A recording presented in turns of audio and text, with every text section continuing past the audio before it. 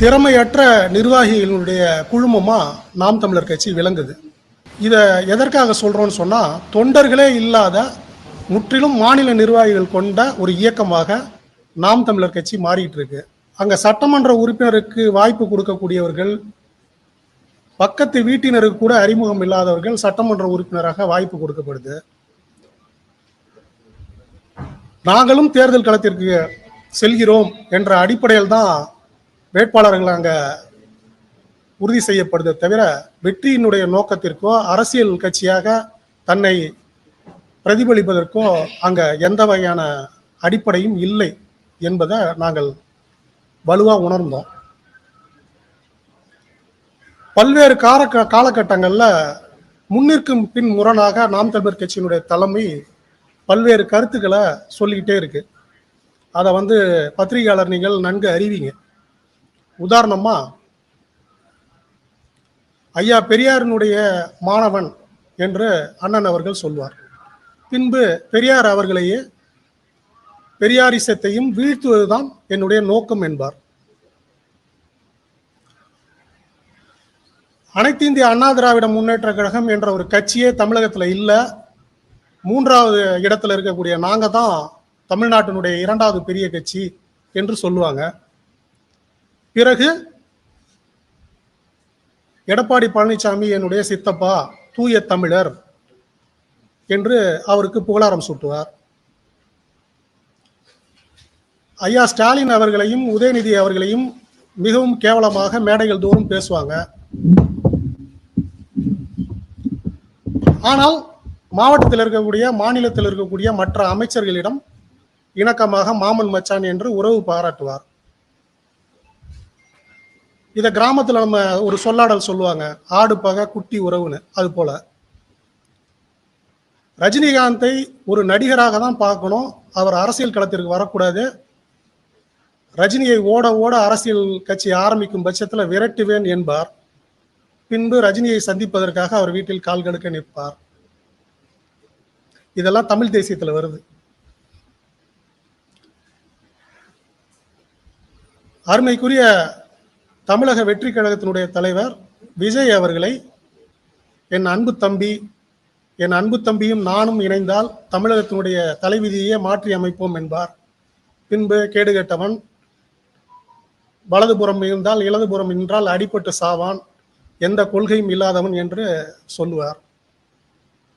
காலையில் ஒரு பேச்சு, மாலையில் ஒரு பேச்சு என்ற முன்னிற்கு முரம்பான பேச்சுகளால் நகைச்சுவைக்கு உள்ளாக்கப்படுது.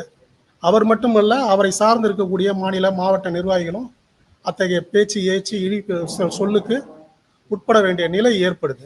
234 சட்டமன்ற தொகுதிகளிலும் தன்னிச்சையாக நாம் தமிழர் கட்சி வேட்பாளரை அறிமுகப்படுத்தி நிக்குது களத்துல. எங்களுடைய ஆட்டம் 2006, எங்களுடைய ஆட்டம் 2036, எங்களுடைய ஆட்டம் 2038 அப்படின்னு காலங்காலமா நம்ம சொல்லிக்கிட்டே போலாம் ஒழிய, வெற்றி என்பது கண்ணுக்கு எட்டின தூரம் வரை இல்லை.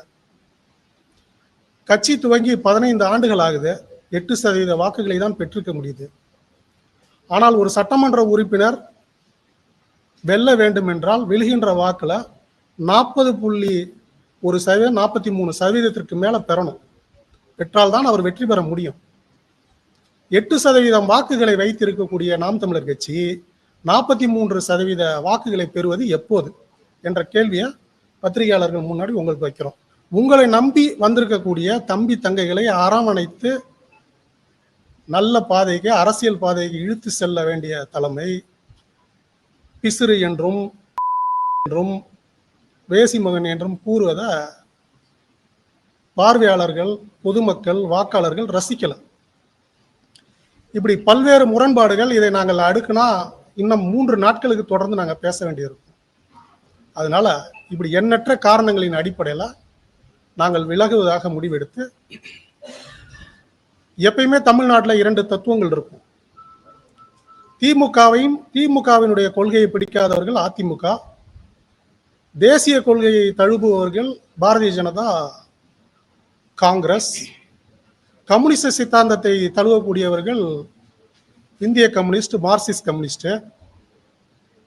இப்படி எல்லாத்துலயும் 2 தத்துவங்கள் இருக்கும். அதன் அடிப்படையில் தமிழ் தேசிய பாதையில பயணம் பண்ணக்கூடியவர்களுக்கு நாம் தமிழர் கட்சி, நாம் தமிழர் கட்சியில் இருந்து விலகக்கூடிய நாங்கள் அண்ணன் வேல்முருகன் அவர்களிடம்தான் வரணும். அதுதான் சால சிறந்தது. இன்னைக்கு இருக்கக்கூடிய அரசியல் பயணத்துல, இன்னைக்கு இருக்கக்கூடிய தமிழக கட்சிகள்ல வலுவான கொள்கைகளையும் வலுவான தலைவராகவும், சட்டமன்றத்துல எளிய மக்களுடைய வாழ்வாதார பிரச்சனைகளை எடுத்து சொல்லக்கூடிய, உறக்க சொல்லக்கூடிய குரலாகவும் அண்ணன் வேல்முருகன் அவர்களுடைய குரல் இருக்கு. வருங்காலத்தில் அண்ணன் வேல்முருகன் பார்வை எங்கு செல்கிறதோ அவர்கள்தான் தமிழகத்தில் ஆட்சி அமைக்க முடியும் என்ற நிலை உருவாகும்.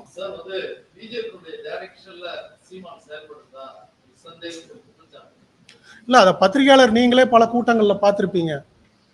மேடைகள் தோறும் பிஜேபியை எதிர்ப்பார். பின்பு பிஜேபியினுடைய முகமாக, தமிழகத்தின் முகமாக இருக்கக்கூடிய ரஜினிகாந்தை போய் சந்திப்பார். சந்திச்சுட்டு வந்தோன்னா உங்களை மாதிரி பத்திரிகை ஊடக நண்பர்கள் கேட்பாங்க. கேட்கும்போது சங்கி என்றால் சக நண்பன் என்று மலுப்பலாக பதில் சொல்வார். இதெல்லாம் தமிழ் தேசியத்துல வருது.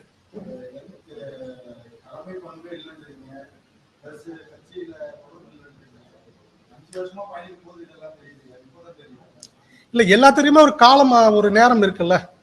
உடனே நம்மளால விளங்கிட முடியாதுல்ல.